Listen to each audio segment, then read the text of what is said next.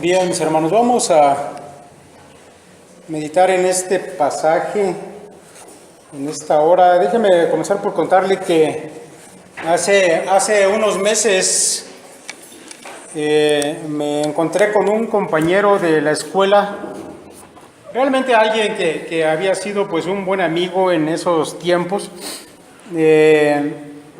Me localizó por ahí, por este asunto del teléfono. Nos pusimos de acuerdo para pues vernos, para tomar un café y platicar un rato. Resulta, mis hermanos, que bueno, nos encontramos en el lugar en que habíamos quedado, después de habernos saludado, un abrazo, etcétera.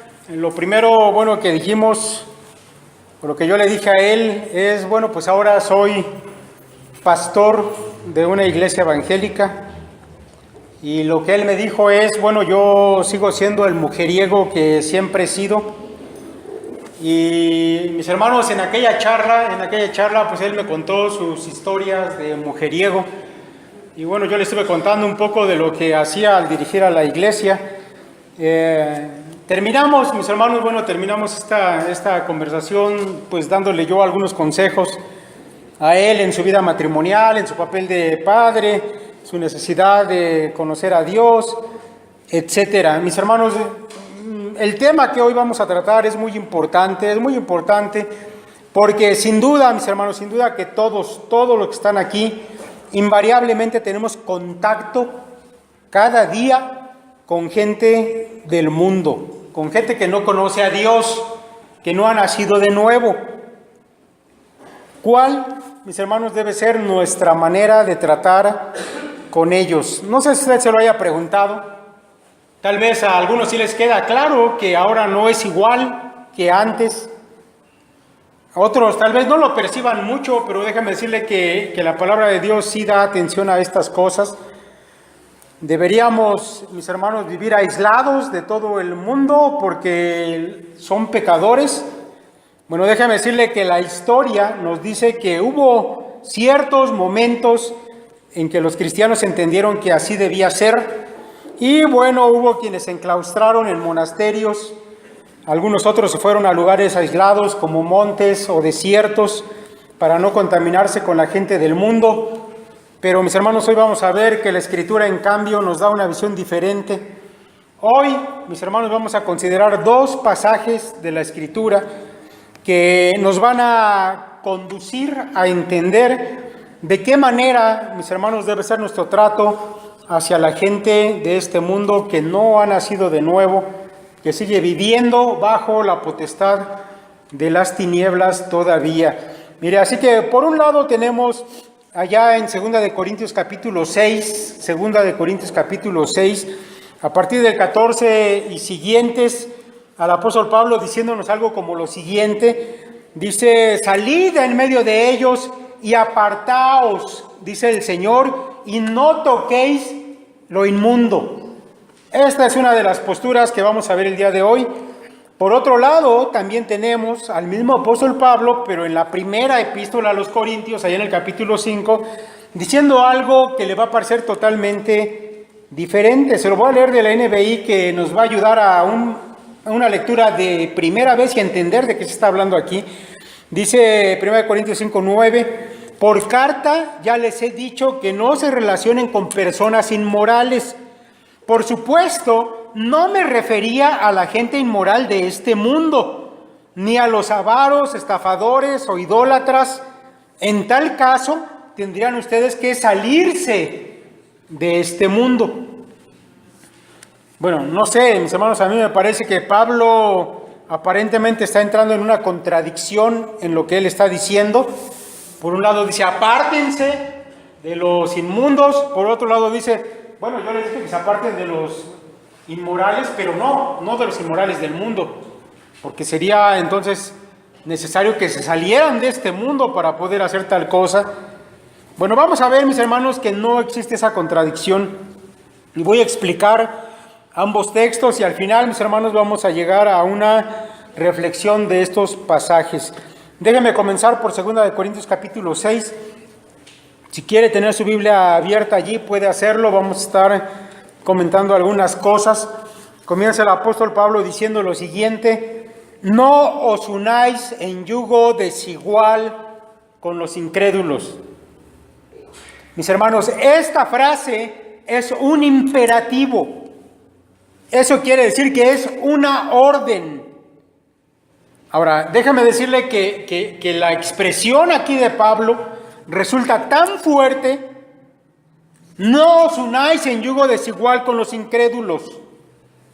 Resulta tan fuerte que algunos grupos de teólogos han llegado a pensar que estas palabras realmente no son de Pablo, sino que alguien por allí tomó parte de un documento esenio y lo introdujo como parte de esta carta. Bueno, déjeme decirle que los esenios era una de esas comunidades que se fueron a vivir al desierto, allá a una montaña, separadas de todo el mundo para evitar la contaminación. Por eso dicen esto. Seguramente esto es una doctrina esenia que alguien metió en una carta de Pablo. Pero bueno, déjame decirle, esto no es así. Realmente, mis hermanos, Pablo lo que está citando aquí es el Antiguo Testamento, el libro de Deuteronomio 22:10, de donde Pablo toma la idea, toma el concepto, dice lo siguiente: no ararás con buey y con asno juntamente. Bueno, él después lo traduce a no os unáis en yugo desigual, pero Pablo toma la idea de este pasaje: no ararás con buey y con asno juntamente. Ahora, yo quiero explicarle un poco acerca de esto, porque mis hermanos, aunque esa frase, no os unáis en yugo desigual, y también esta otra frase de no ararás con buey y asno juntamente, parecen, mis hermanos, obvios, y parece que no necesitase explicarse demasiado. Déjame decirle que la palabra de Dios va a ir más allá de lo que es aparentemente obvio. Mire, aparejar en una yunta a un buey con un asno, sin duda que no parece ser una buena idea, ya que si usted hiciera eso, debido, mis hermanos, al tamaño de esos animales diferente, a su distinta naturaleza y temperamentos, al paso también diferente que cada uno tiene al andar, lo más probable es que los surcos, después de que hubieran arado su tierra, quedarían totalmente chuecos. Eso es lo obvio, Y entendemos, mis hermanos, que en el caso de un cristiano y un no cristiano, que es de lo que está aquí hablando Pablo, querer andar en un mismo camino juntos, ya sea en un noviazgo, en un matrimonio, en un negocio, en un asunto religioso, en una amistad, etcétera, va a ser algo que no va a terminar bien. Sin embargo, mis hermanos, como ya dije, eso es algo obvio. No necesito explicarlo, yo creo que se nota, se resalta del texto inmediatamente. Pero si ponemos un poco más de atención al pasaje de Deuteronomio que acabo de leer, sin duda que van a llegar a nuestra mente algunas preguntas, o bueno, así me pasó a mí. Mire, deberíamos preguntarnos en primer lugar, ¿por qué ese asunto de poner a arar a un buey con un asno es que terminó siendo parte de la ley judía? Digo, si alguien araba la tierra con un buey y con un asno, ¿estaba cometiendo algún pecado? ¿Se consideraba eso una infracción? ¿Tan malo era hacer surcos chuecos que tenía que llegar a ser parte de la ley? Bueno, mis hermanos, es necesario ir un poquito más a fondo para poder contestar esto. Mire, realmente el asunto está en que el buey había sido designado por Dios como un animal puro. En cambio, el asno era considerado por Dios como un animal impuro. Un judío no podía poner bajo el mismo yugo lo puro con lo impuro, porque estas cosas, mis hermanos, Dios las había mandado para que ellos tuvieran presente en cada momento que ellos eran un pueblo santo. Y ya que el Dios que les había llamado es santo, ellos también debían ser santos. Así que Dios se había encargado de darles toda una lista de animales puros e impuros, de acciones que se consideraban puras e impuras, de personas que se consideraban puras e impuras. Y mis hermanos, la lista de animales puros e impuros que Dios había dado a los judíos aparece por primera vez allá en Levítico capítulo 11. Y ahí en ese capítulo, mis hermanos, Dios da indicaciones de cuáles animales se podían comer, cuáles no. Incluso había algunos animales que ni siquiera los podían tocar los judíos. Ahora, lo interesante, mi hermano, de esta lista consiste en algunas cosas que yo quiero que tú sepas. Lo interesante, mi hermano, en primer lugar para mí, es que esta lista de animales puros e impuros, que tal vez tú has leído o has escuchado algo de eso, lo encontramos hasta el capítulo 11 de Levítico. Pero los primeros 10 capítulos de este libro se encargan, mis hermanos, de tratar acerca de las leyes de los sacrificios y de la institución del sacerdocio, que eran, mis hermanos, ni más ni menos las dos cosas que abrían el camino para que los judíos pudieran tener acceso a la presencia de Dios. Sin sacrificios no se podía el pueblo acercar a Dios, sin sacerdotes no se podían acercar a la presencia de Dios. Los primeros 10 capítulos de Levítico hablan de este asunto. Pero a partir del capítulo 11, que es donde aparece esta lista de animales puros e impuros, mis hermanos, a partir de este capítulo 11 aparecen los mandamientos, escucha esto, aparecen los mandamientos y restricciones acerca de aquellas cosas que podían interrumpir esa comunión con Dios que se había logrado a través de sacrificios y del sacerdocio. A partir de ese capítulo, todas las cosas que podían dar al traste con tu relación con Dios. Mis hermanos, cuando llegamos a este capítulo 11 de Levítico y esa gran lista que hasta el día de hoy los judíos más apegados, los ortodoxos, siguen manteniendo, hoy en día le llaman kosher, usted sabe, ellos no pueden comer hasta el día de hoy esos animales que se consideran impuros. Bueno, al final de este capítulo, mis hermanos, donde encontramos esa lista, capítulo 11 de Levítico, Dios dice lo siguiente y yo quiero que usted lo escuche. Dice Él: porque yo soy Jehová, que os hago subir de la tierra de Egipto para ser vuestro Dios. Seréis pues santos, porque yo soy santo. Esta es la ley acerca de las bestias y las aves y todo ser viviente que se mueve en las aguas y todo animal que se arrastra sobre la tierra, para hacer diferencia entre lo inmundo y lo limpio, y entre los animales que se pueden comer y los animales que no se pueden comer.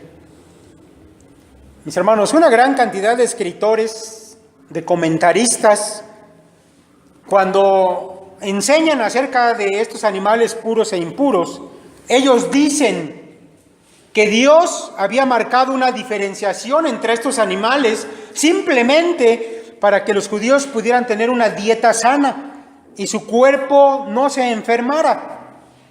Pero déjeme decirle que eso no es así. La verdad es que eso era un asunto totalmente secundario. La razón, mis hermanos, como lo acabamos de leer, es que Dios había dado esta diferenciación entre los animales para que los judíos supieran, escuche esto, para que los judíos supieran que existe lo santo, lo separado por Dios, y que también existen cosas que Dios no había apartado para él y que no debían acercarse a ello. Mis hermanos, es muy probable también que estas normas Dios las hubiera dado a su pueblo para que sirvieran como un obstáculo para que los judíos pudieran socializar con otros pueblos, con sus vecinos. No iba a ser tan fácil que llegara por ahí un filisteo y le dijera: oye, pues te invito a comer carnitas o vamos a... Porque el judío iba a decir: no puedo. Ese asunto de socializar no iba a ser tan fácil por las restricciones de la dieta que Dios había puesto a los judíos. Mis hermanos, lo importante aquí es que ellos debían ser santos como el Dios que los había escogido es santo. Y entendiendo esto, mis hermanos, habiendo explicado esto de Levítico y de Deuteronomio, me parece que estamos ya en posibilidad de entender más claramente lo que Pablo está diciendo en 2 de Corintios, porque, mis hermanos, es obvio que Pablo tiene estos pasajes en mente, estos que yo acabo de explicar, cuando escribió este pasaje de 2 de Corintios. Por eso usted ve el capítulo 6, verso 17, Pablo dice lo siguiente: por lo cual salid de en medio de ellos y apartaos, dice el Señor, y no toquéis lo inmundo, y yo os recibiré. Mis hermanos, estos versos en 2 de Corintios 6, que van desde el 14 al 18, tienen que ver con la santidad. Mira, tú has sido rescatado del mundo y del pecado.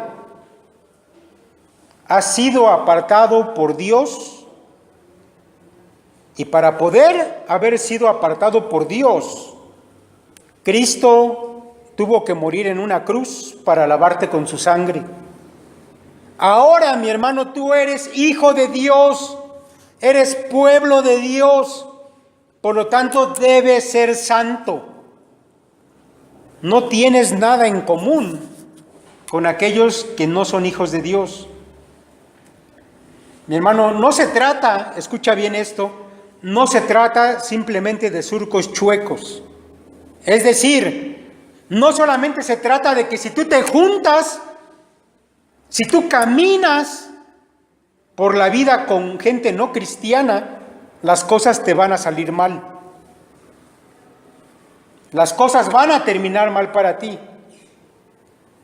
Lo que Pablo está diciendo aquí es más que solamente eso.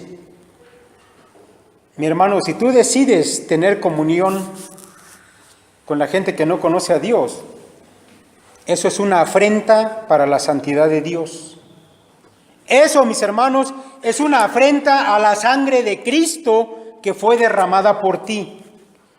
Que tú te unas con lo inmundo y pretendas que puedes caminar junto con eso o con esa persona, mis hermanos, afrenta a Dios y a Cristo. ¿Lo entiendes? No os unáis en yugo desigual con los incrédulos, porque ¿qué compañerismo tiene la justicia con la injusticia?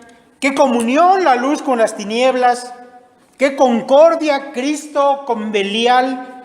¿O qué parte el creyente con el incrédulo? ¿Y qué acuerdo hay entre el templo de Dios y los ídolos? Porque vosotros sois el templo del Dios viviente. Como Dios dijo, habitaré y andaré entre ellos y seré su Dios, y ellos serán mi pueblo. Por lo cual, salid de en medio de ellos y apartaos, dice el Señor, y no toquéis lo inmundo, y yo os recibiré y seré para vosotros por Padre, y vosotros me seréis hijos e hijas, dice el Señor Todopoderoso. Mis hermanos, yo quisiera abundar más en este pasaje y podríamos hablar horas acerca de él, pero me parece que por ahora, mis hermanos, basta con esta muy breve explicación para lo que queremos tocar en esta hora, porque todavía tenemos que ir a un segundo texto, pero yo creo que esto primero está muy claro. Mire, ahora yo le voy a pedir que vaya, si quiere buscarlo en su Biblia, 1 de Corintios 5, a partir del 9 y hasta el versículo 13. Es muy breve, se lo voy a leer. Dice ahí la palabra de Dios: os he escrito por carta que no os juntéis con los fornicarios, no absolutamente con los fornicarios de este mundo, o con los avaros, o los ladrones, o con los idólatras, pues en tal caso os sería necesario salir del mundo. Más bien os escribí que no os juntéis con ninguno que, llamándose hermano, fuere fornicario, o avaro, o idólatra, o maldiciente, o borracho, o ladrón, con el tal ni aun comáis. Porque ¿qué razón tendría yo para juzgar a los que están fuera? ¿No juzgáis vosotros a los que están dentro? Porque a los que están fuera Dios juzgará, quitad pues a ese perverso de entre vosotros. Mire, mi hermano, Pablo en estos versos está aclarando lo que parecía ser un malentendido en la iglesia de Corinto. Mire, él con anterioridad ya les había escrito acerca de no juntarse con la gente que llevaba una vida inmoral. Sin embargo, ahora parece, mis hermanos, que es necesario para Pablo aclarar a qué se refería con esas palabras. Cuando él escribió que no se debían juntar con los inmorales, es necesario aclarar, no se estaba entendiendo bien entre los corintios. Mire, él se refería, mis hermanos, a cristianos que estaban practicando pecados de manera abierta, desvergonzada, no a inconversos. Cuando Pablo dice no se junten con los inmorales, no estaba hablando de los de afuera, sino los de adentro. En la iglesia, mis hermanos, de Corinto, se estaban dando casos graves, donde algunos de los miembros de esa iglesia vivían en abierta inmoralidad. Sobre todo se menciona por allí un caso de inmoralidad sexual bastante grave. Y mis hermanos, Pablo, aunque menciona esto como algo principal, él en estos mismos versos se encarga de mencionar también que había allí en esa iglesia gente que era borrachos, que eran avaros, que eran idólatras, ladrones, maldicientes, etcétera. Mis hermanos, él está hablando acerca de que la iglesia debía tomar medidas al respecto, pues la iglesia de Cristo no debe tolerar que los que son sus miembros vivan de esa manera a la vista de todos. Y mis hermanos, la disciplina para esa gente, para esos hermanos que estaban viviendo así, podía llegar hasta el punto de cortar con ellos la comunicación en el sentido de ser hermanos. Si a ellos se les exhortaba una vez y otra vez, ellos persistían seguir viviendo de una manera no debida para un cristiano, de una manera totalmente inmoral, pero además incluso desvergonzada a la vista de todos. Entonces en la iglesia se optaba por dejarlos fuera de la comunión con los cristianos. Usted no les podía tratar más como hermanos, sino como mundanos. Y ya escuchamos en el pasaje anterior cómo es que Dios exhorta a que nos comportemos con los que son del mundo. Mis hermanos, la disciplina podía llegar hasta este asunto, y esto es importante saberlo, mis hermanos, porque tiene que ver con esa cuestión de la disciplina que la iglesia debe tener para con los desobedientes. Mis hermanos, sin embargo, bueno, este no es nuestro tema, así que nos vamos a enfocar, mis hermanos, si nos da pie este asunto, simplemente a entender lo que Pablo está haciendo respecto a la gente del mundo. Él, mis hermanos, a final de cuentas termina diciendo que no estaba prohibiendo, escuche esto, que él no estaba prohibiendo a los cristianos tener contacto con la gente del mundo, porque eso sería realmente imposible.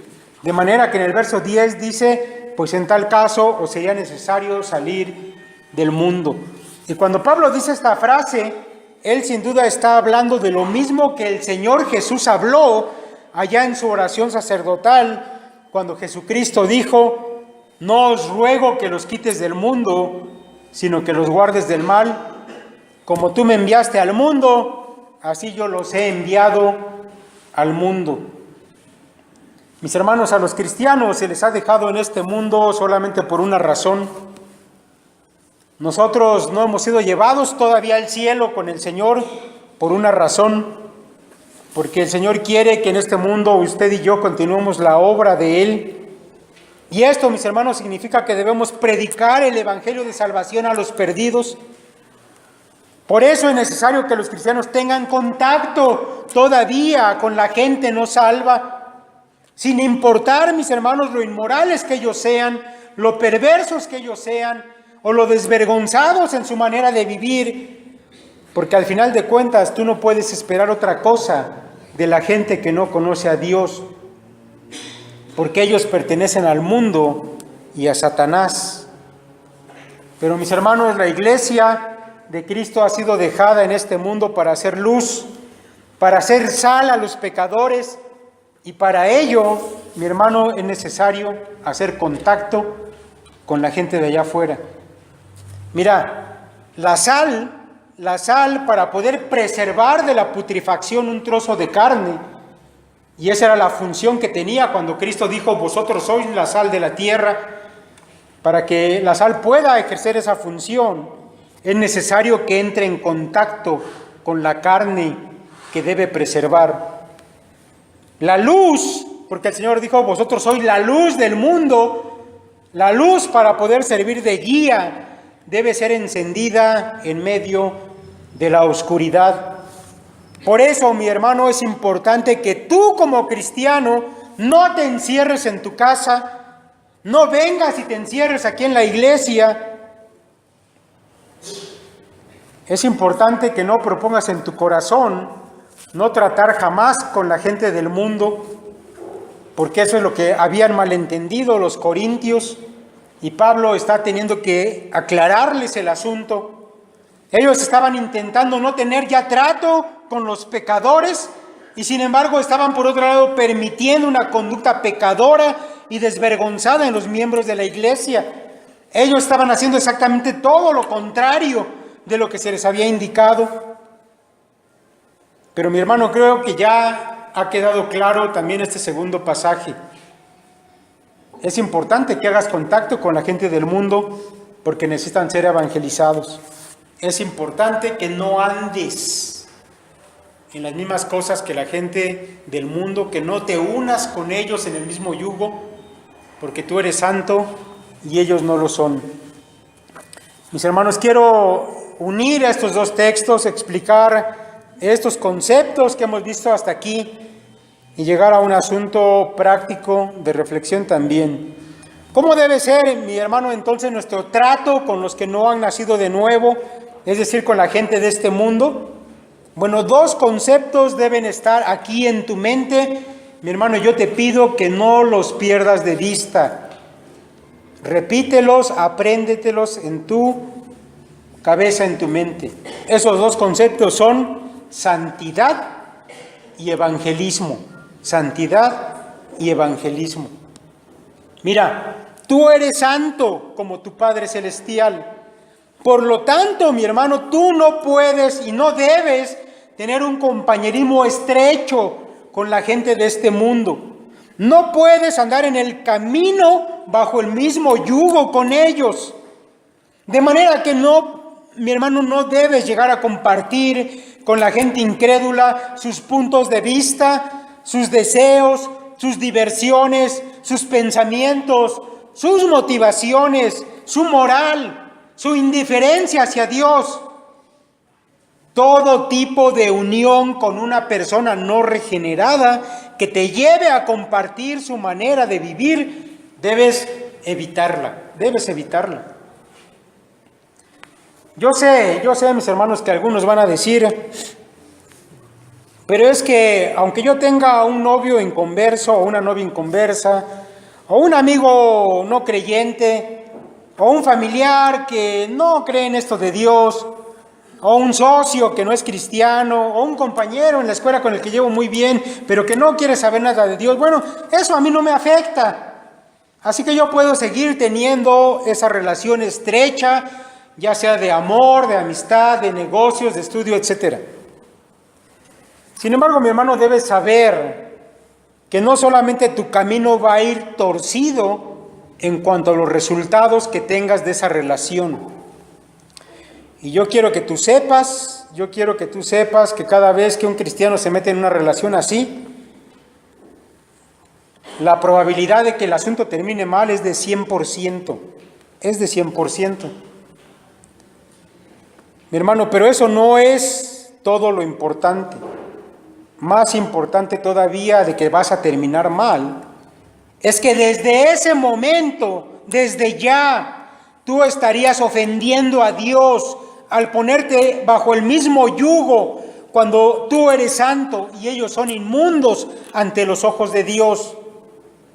Así que quien insiste en hacer estas cosas a pesar de saber que están ofendiendo al Dios santo, pues mis hermanos, son cristianos que no han aprendido todavía a diferenciar la luz de las tinieblas, que no han aprendido todavía a diferenciar lo santo de lo inmundo, y que se están poniendo en una posición de abierta rebeldía en contra de Dios. ¿Tú crees que no pasa nada? No solamente el camino va a terminar mal.